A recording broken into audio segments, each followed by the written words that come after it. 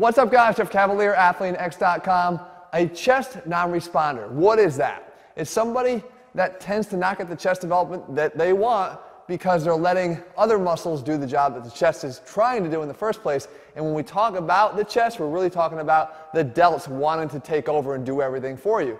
Today I'm going to show you the #1 thing you want to do to try to get those delts to shut the hell up and let the chest do its job. And of course, we're breaking out the muscle markers to help explain how this all works. So let's draw some muscle marker action here. What we have is the front delt. Okay, the front delt is going to come, again, off the end of our shoulder here, and it's going to come down through here, insert in there, and then it's going to come up and around here and head down that direction. Okay, that's the front delt. Now, really close by is the upper chest. And really the pecs in general are all going to sort of suffer from this, what I'm going to show you here today.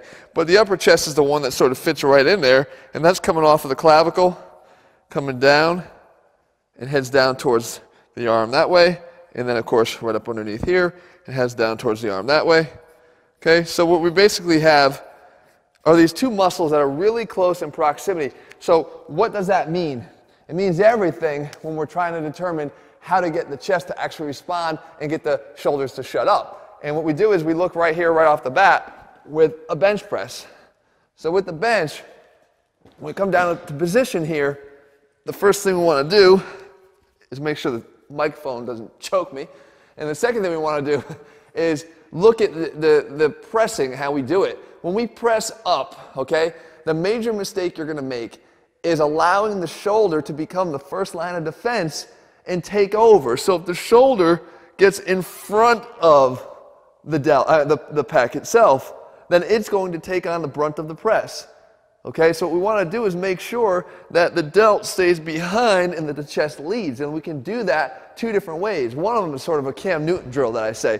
You take this, you open your chest up. The Superman reveal the yes, right? By doing this, we're actually taking our shoulders and putting them down and back, as you've probably heard many times, is a proper position. It's also lifting the sternum up, but more importantly, it's letting the chest lead the way. You see what happened to the delt? It shifted backwards and let the blue pec come up in front, as opposed to this, where now the delt is dominating and coming up in front of the pec, and you can even see the pec kind of give way and let it take over. We don't want that. So what we do is get up and press here, okay? Let the arms come down, but the chest doesn't sink on the way. The chest stays up, the arms come down, and then when we press, we don't let the shoulder take over. We keep it back as the arms come up. Down, keep it back as the arms come up. And you'll feel immediately your chest do a hell of a lot more of the work. Now this will work on an incline press as well. Okay, but we can do more than that. We can do push-ups. If I come over here and I get down on the ground and do a push-up, I'm actually doing the same thing. We know that we need the chest to be able to lead the way. Again, be the first line of defense.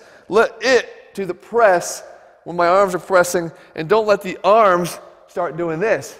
There is something called a push-up plus, in which we do want the arms to protract when we're working on our serratus, but that's a different deal. That's not for those that are struggling to build their chest. So we want to do the same thing.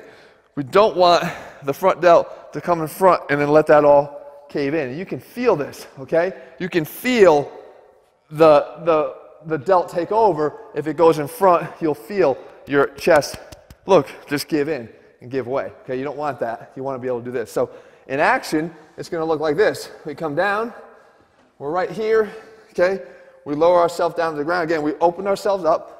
Boom, down to the ground, here, come all the way down, and as we press up, lead the way with the chest, keep the shoulders back, down, boom, here. Now your your push-up count is probably going to take a significant hit, but who cares? It's about directing the work where you're trying to get it in the first place, and if your delt is dominating, it's not going to where you want it. Okay, like that. Now finally, another chest exercise. Nothing changes. Everything's the same. It can carry over to dips. We get up in the dip station here. Again, talk about, open it up. Here, drag, brings your shoulder blades down, back, lifts your sternum up. When we're in this position, we grab on here. Now, we come up, and again, we don't allow the delts to jump forward and allow the chest to quiet down. Instead, what we do is keep them back, up, dive down, press up with the chest.